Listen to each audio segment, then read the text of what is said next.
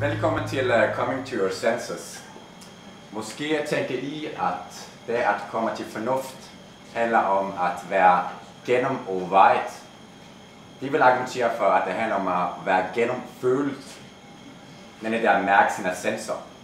For hvis vi kan mærke alle vores følelser, så står vi meget stærkere i enhver situation.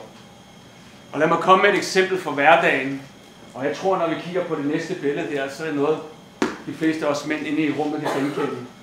En aggressiv, sur kæreste. Hun står og brokker sig, og vi vil bare have det væk. Og vi kan ikke mærke os selv samtidig, og vi vil bare fikse det. Hold nu op. Det er ligesom en storm, der bliver ved og ved, og kan ikke bare passere.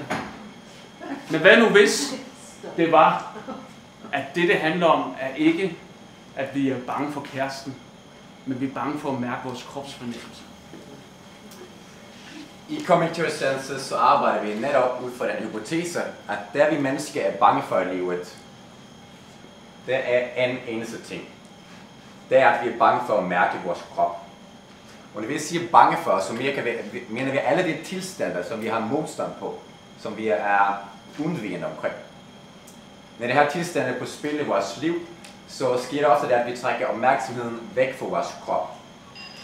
Og det er vores oplevelse, når vi gør det, så mister vi vores evner til at se os selv klart og se verden klart og gå handle derefter. I vores metode, Coming to Your Senses, handler det om at møde hvert øjeblik med et ja for kroppen. Altså vi mærker kroppen.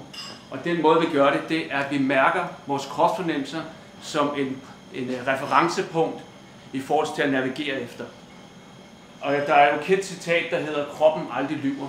Det er også vores oplevelse. Men Gustav, fortæl os lidt om, hvad er kropsfornemmelser? Jamen, kropsfornemmelser, det er alt det, som vi kan mærke i vores krop uden tolkning. Så det kan være en, ligesom han ikke tolker her, det kan være en trykken, en prikken, det kan være temperatur, tyngde. Så hvis vi tager det her eksempel med en vrede kæreste, hvis vi står der med hænder, så kan det være, at vi kan mærke vores hjerte, det banker, og vi sveder i vores hænder, og vi er varme i kroppen. Og det er vores uinstinkt, der taler til os, at det er far på færre, hvis vi kommer væk fra situationen. Men hvis vi bare kan lære os at bare blive der og mærke vores sensationer, bare de enkelte sensationer, så finder vi ud af, at det ikke er så farligt. Og netop det i vores workshop, Coming to Your Senses, vi er interesseret i at mærke de ting, som vi normalt prøver at undgå.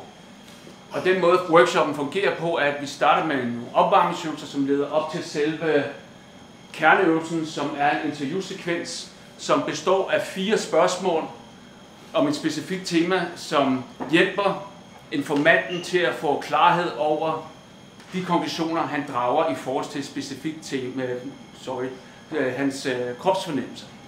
Og jeg vil nu demonstrere teknikken for jer her, sammen med Gustav med temaet nervøsitet. Gustav, fortæl mig om, hvor du oplever nervøsitet i dit liv. Jamen, det gør jeg, når jeg skal snakke inden for mennesker. Og hvad mærker du i kroppen, når du siger det?